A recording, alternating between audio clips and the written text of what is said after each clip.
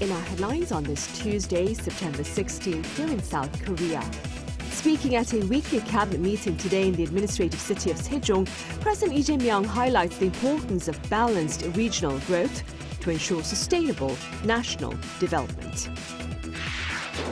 Meanwhile, starting on this Tuesday, Japanese cars, light trucks and auto parts face a 15% US tariff, while South Korea continues to see 25% tariff for its automobiles and their parts.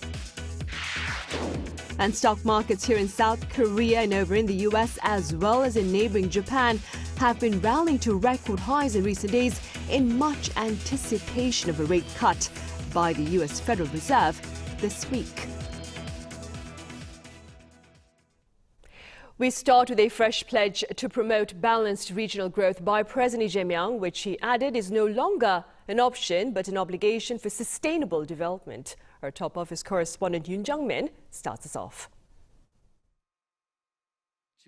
Achieving sustainable growth is a key task for the nation, and it is possible through balanced growth. This is according to President Lee Jae-myung as he presided over the weekly cabinet meeting on Tuesday at the Sejong government complex in the administrative city of Sejong for the first time since taking office. 대한민국의 지속적인 성장 발전을 위해서 이제는 국가 균형 발전이 선택이 아니라 이제 운명이 됐다 이렇게 생각이 듭니다. To shift away from a system heavily concentrated in the capital, the new government is pushing a key national agenda to balance development across other regions, divided into 5 key hubs, including the Seoul metropolitan area, and 3 special governing areas, Gangwon, Jeonbuk, and Jeju. Currently, we have a balanced growth system that treats regions equally, but it will be converted into concentration and connection, focusing on intensive regional units. In line with that, the president renewed his pledge to build another presidential office in Sejong, as well as a National Assembly building. And noting Youth Week, President Lee stated the need to boost employment among young people, pointing to the August job report that showed the employment rate of people aged 15 to 29 declining for the 16th straight months. 청년 고용 문제 해결을 위해서는 정부뿐 아니라 기업의 노력도 필요합니다. 청년도 기업도 국가도 모두가 윈윈하는. During Tuesday's meeting, the Lee administration's 123 policy tasks unveiled last month were confirmed by the cabinet, which will serve as a roadmap for the next 5 years. Among a wide range of areas, key agenda items include introducing 2 4-year presidential terms instead of the current single 5-year term. South Korea also aims to bolster its 3-axis defense system, as well as take back wartime operational control from Washington. On the economy, the authorities will focus on fostering new growth engines involving AI and biotechnology. The government made sure these are carried out in the right direction through a monitoring system, while creating an online platform where ordinary people can pitch their ideas. Yoon Jung-min, Arirang News. In the U.S., starting on this Tuesday, Japanese cars, light trucks and auto parts face a 15% U.S. tariff, while South Korea continues to see 25% tariff for its automobiles and their parts. Our correspondent Kim Do-yeon has more. A notice on the U.S. Federal Register has made it official. As of Tuesday U.S. time, the tariff on Japanese-made cars and auto parts will fall to 15%. That's a sharp drop from the 27.5% rate Japanese automakers had been paying, which included a 25% tariff under Section 232 of the Trade Expansion Act. The decision immediately reshapes the competitive landscape in the U.S., one of the world's biggest auto markets. With negotiations on a $350 billion investment package ongoing, South Korean auto exports, the #1 export to the U.S., will continue to face a 25% tariff. It leaves South Korean automakers who are also subject to Section 232 tariffs at a significant disadvantage, with South Korean and Japanese cars also competing in the same price groups. South Korea's Trade Minister Yo Han-gu is currently in Washington to finalize those talks. Negotiations have reportedly stalled over the terms of the investment deal. Minister Yo says he is focused on getting the lower rate applied as quickly as possible, but not at the expense of South Korea's national interest. We are working to have the 15% rate applied as quickly as possible. This is a negotiation process, so rather than being swayed by every turn, we are focused on achieving a final result that we can accept. Meanwhile, Yo also touched on the recent detention of Korean workers by U.S. immigration authorities at a Hyundai plant in Georgia. It seems the U.S. side also feels its action was a bit excessive, and we will do our best to ensure the interests of our company are reflected. The trade minister is expected to stay in Washington for 3 days as he works to finalize a deal on the critical tariff issue. Kim Do-yeon, Arirang News. Meanwhile, Washington and Beijing have reportedly framed out a broad agreement on the ownership of TikTok's U.S. operation, and details of the deal will be addressed by the leaders of the two countries during talks on the phone this coming Friday. Our Lee Seung-jae has the latest. Washington says the United States and China have reached a framework agreement on the future of TikTok's U.S. operations, a move that could end months of uncertainty over the popular social media platform. U.S. Treasury Secretary Scott Bessent made the announcement during trade talks in Madrid on Monday, explaining that the framework lays the groundwork for American ownership of TikTok's U.S. arm. We have a framework for a TikTok deal. The two leaders, President Trump and Party Chair Xi, will speak on Friday to complete the deal, but we do have a framework for a deal with TikTok. In a post on his social media platform Truth Social, Trump wrote that the trade discussions had gone very well and would soon conclude. Without directly naming TikTok, he said an agreement had been reached with a certain company that young Americans were eager to see saved, and predicted they would be very happy with the outcome. China confirmed that a framework agreement exists, but insisted that any deal would not come at the expense of its national interests or its companies. Regarding the TikTok issue, China consistently opposes the politicization, instrumentalization, and weaponization of scientific, technological, and economic and trade issues. China will never seek to reach any agreement at the expense of its principled stance, corporate interests, and international fairness and justice. The talks come as a critical deadline approaches. Under bipartisan legislation passed by the U.S. Congress last year, TikTok's Chinese parent company, ByteDance, must divest its American operations by September 17th or face a nationwide ban. The measure followed long-standing concerns in Washington that TikTok could share sensitive user data with Beijing, posing a national security threat. President Trump has already granted 3 extensions to the deadline, but pressure has continued to mount for a resolution. Trump also announced that he would hold phone talks with Chinese President Xi Jinping on Friday, while emphasizing the strong relations with Beijing. The phone talks could also spark a potential meeting between the two leaders during next month's APEC summit in South Korea. Lee Seung-jae, Arirang News.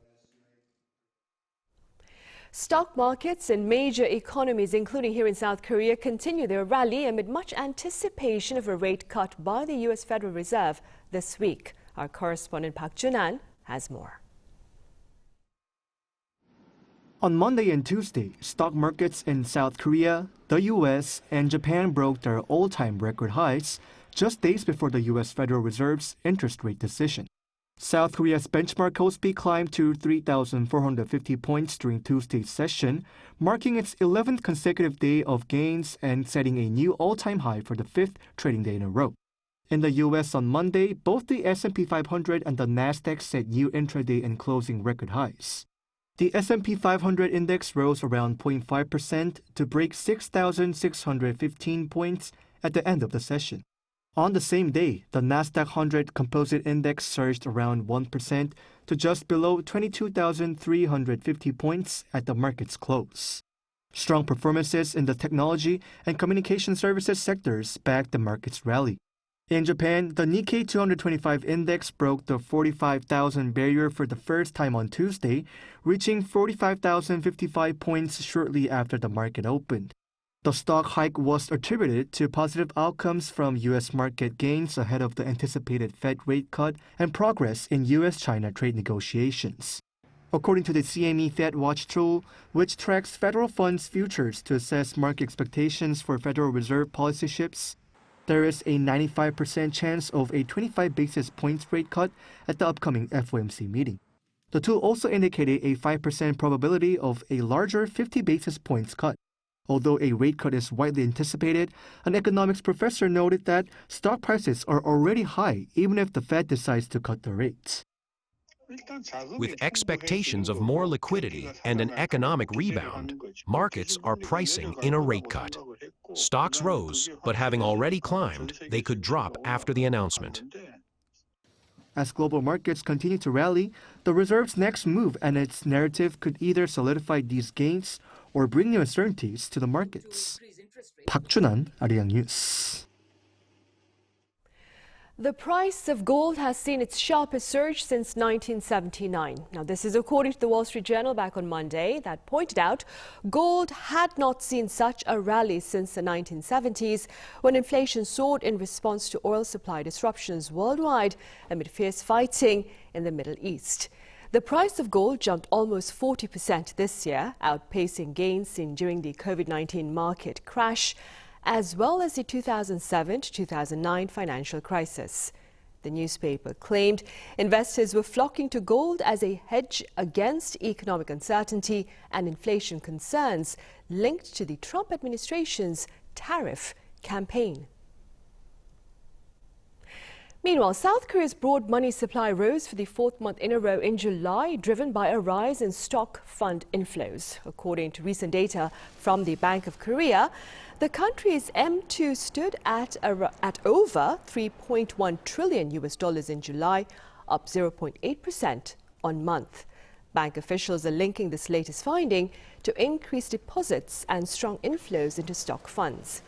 The M2 money supply includes cash demand deposits and other near liquid assets such as money market accounts and savings.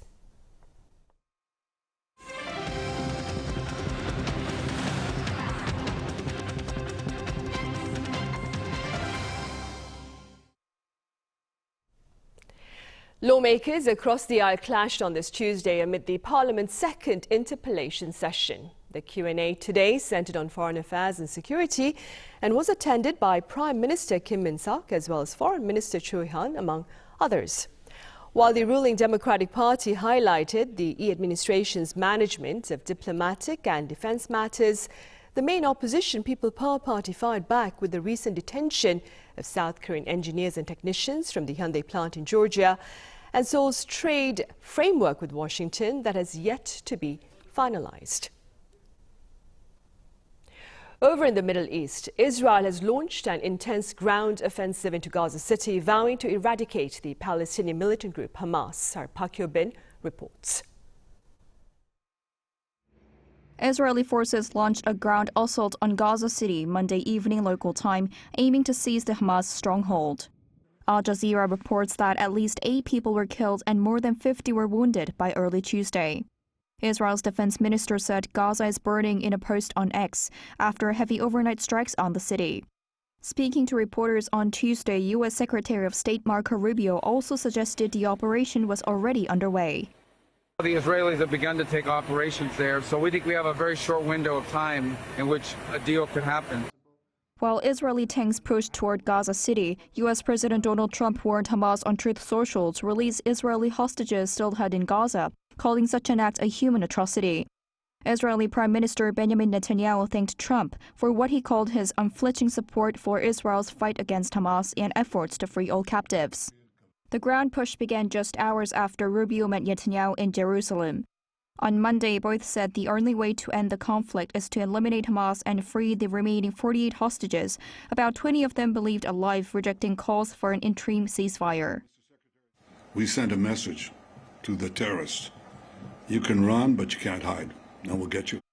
As far as the president's been clear on the ongoing issues in Gaza, and that is that every single hostage, both living and deceased, needs to be home immediately. Meanwhile, Hamas insists it will release the captives only in exchange for Palestinian prisoners, a lasting ceasefire, and an Israeli withdrawal from Gaza City. Over the past week, Israeli airstrikes have flattened dozens of high-rises that Israel says were used by Hamas, and last Tuesday hit a building in Doha, Qatar, targeting senior Hamas figures. The Israeli Defense Forces has urged more than 1 million residents of Gaza City to move south to designated humanitarian areas. Some 300,000 have already fled. The coming days are likely to see heavier clashes as Israeli forces advance street by street. Park Hyubin, Arirang News. Back here in South Korea, the Veterans Affairs Ministry earlier this week held a ceremony to celebrate a crucial chapter in Korean history and invited American war veterans in honor of their selfless service. Our defense correspondent Kim Bo-kyung reports. Most Koreans are familiar with the Incheon landing, the operation commanded by General Douglas MacArthur to reverse the course of Korean War. Celebrating the 75th anniversary of this amphibious landing operation, the Navy held a ceremony on Monday at Incheon City Port. It is not just Koreans who consider the event meaningful, though. U.S.-Korean War veterans who were once stationed here felt the same way, too. Lois R. Quinn, who treated wounded soldiers aboard the hospital ship USS Haven in 1953 as part of the Navy Nurse Corps, was one of them. The 98-year-old was excited to be back in Korea for the first time in 72 years. It's exciting, and I was trying to find out. I wanted to see where my ship was positioned for 8 months. We were anchored here for 8 months during the war, and then, like I say, after the armistice, they brought the POWs aboard, and we took the POWs back to the States. And we were due to come back the next year, but other things happened. But I have been keeping up with the South Koreans in California. Rudy B. McKinn Sr., a former U.S. Marine who participated in the Incheon landing and the Battle of Chosun Reservoir, enjoyed the ceremony at the front row. He shared his story of how he got a Korean national flag from a Korean kid at that time, which is still hanging in his office. And a little kid comes into the bivouac and says, "Is there anything you would like for me to pick up for you?" He was looking for cigarettes or canned goods or something, anything we could give him. He was starving to death. So I said, "Yes, I would like a copy of, I would like a Korean flag." And he says, "I can get it for you." The flag drawn on a rice sack was stained with blood from the Battle of Chosun Reservoir. It was framed the wrong way around, but as it's so fragile and weak, he says he just leaves it as it is. With memories of Korean War shared through veterans, our history lives on through the generations. Kim Bo-kyung, Arirang News. And in other news, researchers here have found a way to make biodegradable batteries from coffee grounds. Our Cha Yoon-kyung explains. 1 cup of coffee contains around 15 grams of coffee beans. But almost all coffee beans are thrown away as coffee grounds, except for only around 0.2%. To find a use for it, Korean researchers have found a way to make eco-friendly disposable batteries made out of coffee grounds instead of plastic and metal. Coffee grounds are molded like clay and pressed into a metal mold. Magnesium alloy is used for the anode, molybdenum trioxide for the cathode, and an electrolyte is placed in between to complete the design. Plastics require quite a complicated structure to make battery frames, while coffee grounds are easy to form with their open cell porous structure. These eco-friendly disposable batteries have a higher voltage than a dry cell, with the power to light up a 1.7-volt LED for 1 week. Most of all, they are completely biodegradable. Since they are made out of magnesium alloy and molybdenum trioxide, they easily dissolve in water. After placing one in a flower pot for testing, it completely decomposed in rainwater within 2 months, and even new shoots began to grow. It works perfectly as a battery. Furthermore, there is no need to collect the battery after its use, since it can decompose naturally. The research team aims to extend the battery life and develop it with eco-friendly power technology for environmental monitoring sensors, such as those used for wildfire prevention. Cha Yoon-kyung, Arirang News.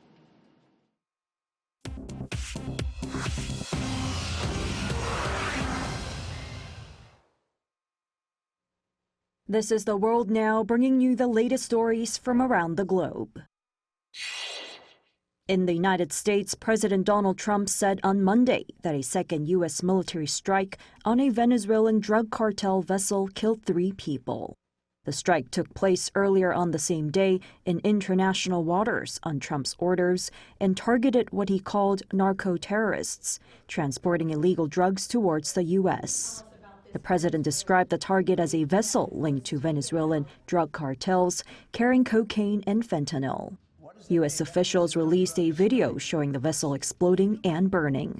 This operation followed a previous strike on September 2nd, which killed 11 people aboard another Venezuelan vessel accused of illicit narcotics trafficking. Trump said the drug trafficking cartels pose a threat to U.S. national security. Meanwhile, Venezuelan President Nicolas Maduro strongly denounced the strike, saying the country would defend itself against U.S. aggression. The Kremlin said on Monday that NATO was already fighting against Russia with its support for Ukraine. Kremlin spokesperson Dmitry Peskov said at a press briefing in Moscow that NATO is at war with Russia. It is obvious and needs no proof. He argued that NATO's direct and indirect assistance to Ukraine through weapons, training, and intelligence is de facto warfare. Russian officials believe that by aiding Kyiv, NATO is morally and practically in military conflict with Russia. Meanwhile, the UK has ordered fighter jets to Poland as part of a NATO air defense mission, following recent Russian drone incursions. The UK announced the deployment of RAF Typhoon jets to conduct air defense missions over Poland as part of NATO's Eastern Sentry mission. Poland has described recent Russian violations as deliberate provocations and threats to European security. Google's parent company Alphabet recorded a new landmark with its market capitalization surpassing $3 trillion for the first time on Monday. Its shares rose more than 4%, closing at a record high of nearly $252. This makes Alphabet the 4th company, alongside Apple, Microsoft, and Nvidia, to surpass the $3 trillion mark. Fueled by stronger-than-expected growth in its cloud division and a favorable U.S. court ruling earlier that spared Alphabet from having to sell its Chrome browser and Android operating system, it has witnessed a roughly 32 to 33% stock rise this year, outpacing the S&P's 12.5% gain. Finally, at the Tokyo World Athletics Championships on Monday, Armand Duplantis won his 3rd straight world title with a jump of 6.3 meters, breaking the pole vault world record for the 14th time. The 25-year-old American-born Swede had already secured the gold medal before attempting the new record and nailed the 6.3-meter mark on his 3rd and final attempt.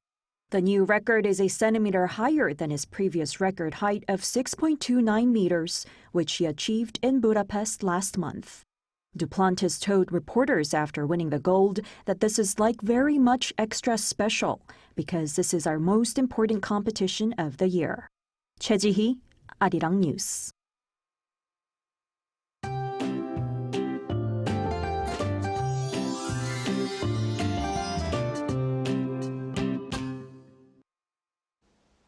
Showers have fallen across the country today. From late tonight, rain clouds will flow from the West Sea and it will begin to rain from the central and northern parts of Jeollabuk-do province and spread across the country tomorrow. The expected amount of rainfall is about 10 to 60 millimeters in the Chungcheong-do provinces and Jeollabuk-do province and 5 to 40 millimeters in the Seoul metropolitan area, Gangwon-do province, and Jeju Island. The heat wave warning has been extended in the southern parts of the country. However, the weather will be cooler in the second half of the week after the rain stops. The daytime temperature in Seoul on Friday will be 22 degrees, about 3 degrees lower than usual. Tomorrow morning, Seoul will start off at 23 degrees, Chuncheon at 22 degrees. Highs will move up to 26 degrees in Seoul and Chuncheon, Daegu and Jeju 32 degrees. There will be heavy rain in the southern Gyeonggi-do province, southern Gangwon-do province, and Chungcheongbuk-do province tomorrow. That's all for Korea. Here are the weather conditions around the world.